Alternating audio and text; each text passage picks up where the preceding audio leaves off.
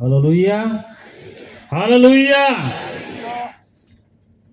અત્યારે આપણા દેવના વચન તરફ જનાર છે તે પહેલા આપણે પિતા પુત્ર અને પવિત્ર આત્માના નામમાં જોરદાર તાળીઓથી દેવનું સ્વાગત કરીએ.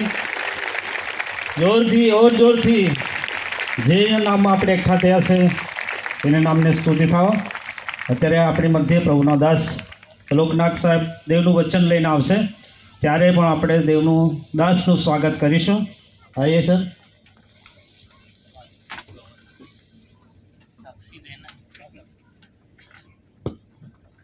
सारो प्रभु ने स्तुति थाओ ईश्वर ने उसके पैर में गिर गया यीशु मसीह की और दंडवत किया।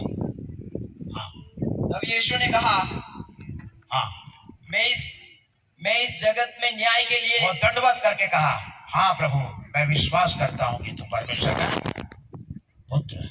हालेलुया।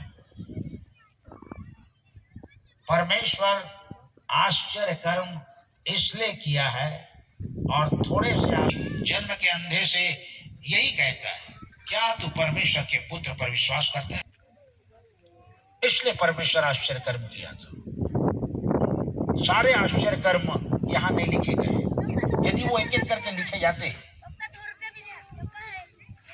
क्यों नहीं लिखे गए सर?